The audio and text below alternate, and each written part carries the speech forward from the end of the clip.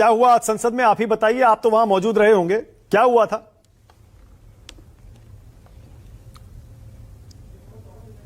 धन्यवाद मानक भाई, जय भीम। जब ये सब हुआ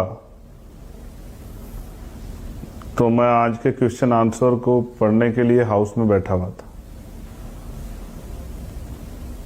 बाहर दंगल चल रहा था, सत्ता और विपक्ष के लोग अपने अपने आप को बड़ा बाबा साहब का अनुयायी दिखाने के लिए संघर्ष कर रहे थे। ये अच्छा है कि मैं अंदर बैठा था, फिर भी बाहर जय भीम के नारे लग रहे थे। मुझे कुछ वहां के कर्मचारियों ने आके बताया कि आज आपकी पार्टी के बहुत सारे सांसद आए हैं।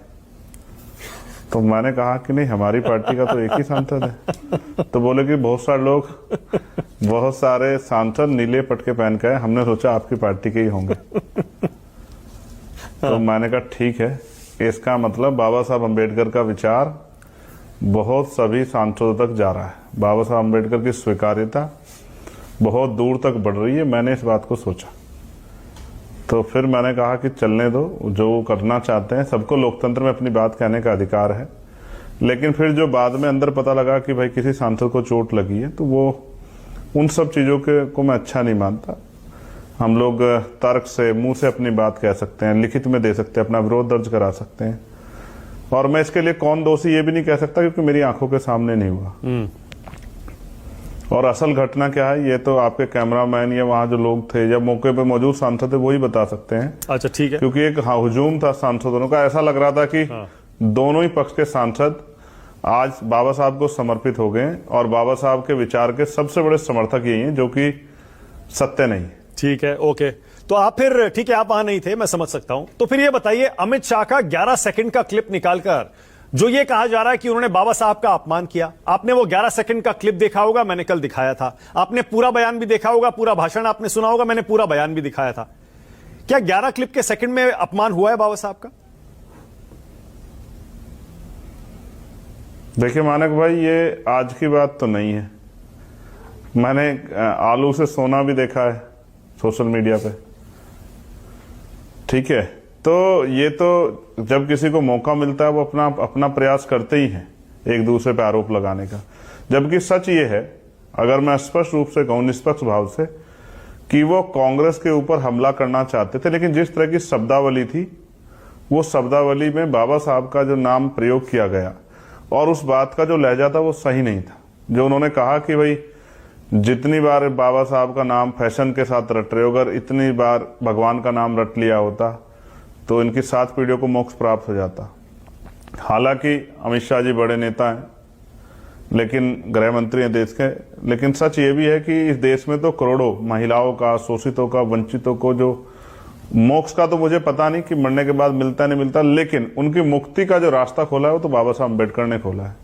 शिक्षा हो, आत्मसम्मान का जीवन हो, बराबरी का रास्ता हो, अवसर की समता हो, या मैं अगर आज मेंबर ऑफ पार्लियामेंट बना हुआ हूं, या देश की महिला राष्ट्रपति बनी है आदिवासी समुदाय से, देश के प्राइम मिनिस्टर जो हैं, जो ओबीसी समाज से कहते हैं खुद को, वो प्राइम मिनिस्टर बने हैं, या फिर इंदिरा गांधी जी महिला होने के बाद प्राइम मिनिस्टर बनी, ये बाबा साहब अम्बेडकर के संविधान की देन है। तो उनका कद बहुत बड़ा है, वो सिर्फ एक राजनीतिक शख्सियत नहीं थे।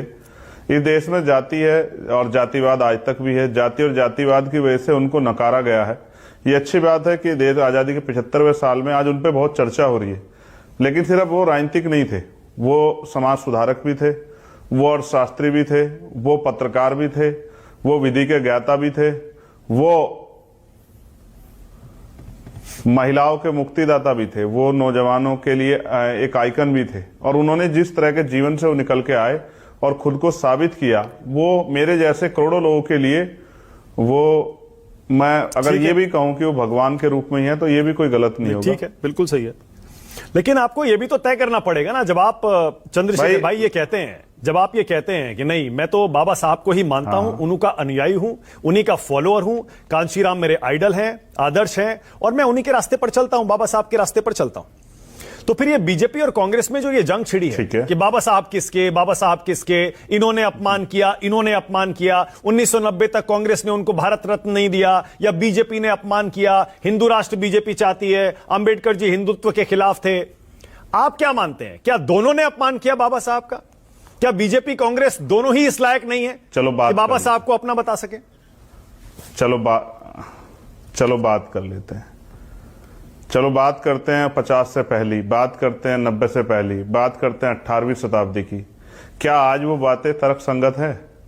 क्या फिर अगर वही बातें करनी है तो क्या हम देश को कैसे बदल पाएंगे? अगर सच कहा जाए तो इसमें कोई दो राय नहीं कि कांग्रेस के कार्यकाल में बाबा साहब को बहुत तमाम तरह के अपमान सहने पड़े, उस समय के नेताओं की वजह से थे। और क्योंकि जातिवाद चरम सीमा पर था तो बाबा साहब की सबसे बड़ा अपराध यह था कि बाबा साहब यहाँ जाति व्यवस्था में शेड्यूल कास्ट में पैदा हुए, लेकिन वो शेड्यूल कास्ट के नेता नहीं थे। उन्होंने सबके लिए काम किया देश की। उन्होंने हिंदू कोड बिल पर जब इस्तीफा दिया तो वो महिलाओं के लिए था, महिलाओं को बराबरी का अधिकार देना, पिछड़ों के लिए था। उन्होंने शेड्यूल कास्ट से पहले पिछड़े वर्ग के लोगों के लिए व्यवस्था की। आरबीआई आज है तो उनकी देन है। तो अगर कांग्रेस ये कह रही है, देखिए ऐसा महापुरुष किसी जाति के नहीं होते, महापुरुष सबके होते हैं। तो अच्छा, अगर बीजेपी की बात करें तो आरएसएस के लोगों ने उनकी शव यात्रा निकाली। आरएसएस के लोगों ने संविधान को कभी, उनके जीते जी निकाली शव यात्रा, संविधान को कभी स्वीकार नहीं किया, और तमाम तरह की जो है परेशानी का सामना उनको करना पड़ा। बहुत सारे लोग तर्क दे रहे हैं कि उन्होंने कांग्रेस के लोगों ने उनको चुनाव जीतने नहीं दिया। तो बहुत सारे तर्क है, लेकिन मैं आज पे बात करना चाहता हूं। आज बाबा साहब फैशन नहीं, ब्रांड है। सुना मानक भाई? ब्रांड। जिनको जाति की वजह से नकारा गया, जिनके रास्ते बंद किए गए, आज उनको माथे पे लगाना पड़ रहा है, आज उनकी जय जयकार करनी पड़ रही है। जिस नारे के नाम पे जब मान्यवर काशी राम साहब ये नारा लेके चले थे, लाठियों से पिटाई होती थी, सामंती झंडा छीन लेते थे, मारपीट करते थे, खाल उतार लेते थे, आज उस नारे को पार्लियामेंट में विपक्ष और सत्ता पक्ष के लोग लगाते हैं तो बड़ा गौरव महसूस होता है हमें। मुझसे आज किसने कहा आप नहीं लगा रहे नारा, तो मैंने कहा आज ये पड़ोसी साथी लगा रहे हैं जय भीम का नारा। आज तो प्राइम मिनिस्टर भी लगाते हैं, होम मिनिस्टर भी लगाते हैं, हम तो लगाते ही आ रहे हैं। हम तो वो हैं जिसने पार्लियामेंट में शपथ ली तो जय भीम के नारे से ली। इसलिए मैं आपसे कह रहा हूं कि बाबा साहब सबके, मैं नहीं बांट रहा बाबा साहब को, लेकिन ये भी एक कड़वा सच है कि बाबा साहब के विचारों को सिर्फ बाबा साहब चित्र में नहीं है, बाबा साहब का किरदार है, बाबा साहब के सपने हैं, बाबा साहब का विचार है, बाबा साहब का संघर्ष है। उन्होंने अपने 4-4 बच्चों का बलिदान दिया इस देश में और इस देश के वंचित वर्गों को मुख्य धारा में जोड़ने के लिए। तो बाबा साहब के विचारों पे कौन सा दल चल रहा है? अगर आज कोई उनके विचारों पे काम कर रहा है, वंचित वर्ग के लोग मुख्य धारा में लाने का काम कर रहा है, उनसे सीख ले रहा है, तो आजाद समाज पार्टी है। बहुत बढ़िया। वरना आजाद समाज पार्टी के अलावा कौन सा उनके विचारों का वो कर रहा है? मैं आपको स्पष्ट रूप से कहूं मानक भाई, जब आप 1 नेशन 1 इलेक्शन का बिल लेके आते हैं, ये भी तो संविधान का अपमान है, ये भी तो बाबा साहब का अपमान है। जब आप निजीकरण करके वंचितों के रास्ते बंद करते हो, आरक्षण खत्म करते हो, ये भी तो बाबा साहब का अपमान है। जब आप जो है एंटी कॉन्स्टिट्यूशनल कोई भी काम करते हो, जब आपने आर्थिक रूप से आरक्षण दिया, संविधान में जो आरक्षण का आधार था उसकी हत्या करके संविधान का वॉल्यूशन कर, वो भी तो बाबा साहब का अपमान था। तो बाबा साहब का अपमान जो है ना, सिलेक्टिव नहीं होना चाहिए कि किसने मुंह से बोल दिया या किसने तस्वीर गिरा दी। सच ही है कि बाबा साहब के विचारों का सम्मान ही बाबा साहब का सम्मान है, और बाबा साहब के विचारों का अपमान ही, संविधान का अपमान ही बाबा साहब का अपमान है। और वो तो हम होने नहीं दे सकते। उसके लिए ना हमें भाजपा की जरूरत ना कांग्रेस की जरूरत है। मैं आपको स्पष्ट रूप से कहूं, आप जानते हैं, आपने मेरे संघर्ष को देखा है, अगर किसी गांव में कोई बाबा साहब की मूर्ति को छू देता है तो पूरा वंचित वर्ग एकजुट हो जाता है। और परभनी में जो हुआ आपने देखा, और उससे पहले भी, और आपको याद है हमारे यहां तो घड़कोली में बाबा साहब की स्टैचू पे कालस लगा दी गई थी, इतना बड़ा बवाल हुआ था। हम बाबा साहब के अनुयायी हैं, भक्त नहीं है। शायद मोक्ष के द्वार हमारे लिए और कहीं से ना खुले, लेकिन बाबा साहब ने हमें इंसान की जिंदगी दी है। आज अगर मेंबर ऑफ पार्लियामेंट हूं, या फिर मैं कह रहा हूं, आज महिला डॉक्टर, इंजीनियर, आईएएस, आईपीएस, वकील, जज बनी है, प्राइम मिनिस्टर, मुख्यमंत्री बनी है, तो बाबा साहब अम्बेडकर के संविधान की देन की वजह से बनी। उसी पे चर्चा हो रही थी 2 दिन पहले, बड़े कसीदे पड़े गए दोनों तरफ से। लेकिन आज क्या हुआ? तो मैं ये कहूंगा कि देखो, किसी भी तरह की हिंसा का मैं समर्थन नहीं करता, क्योंकि मैं वकील भी हूं। मैं स्पष्ट रूप से कहना चाहता हूं कि बाबा साहब के विचारों पे चलिए, वही बाबा साहब का सम्मान है। देश देख रहा है, संविधान पार्लियामेंट में सदन नहीं चल रहा है, देश देख रहा है।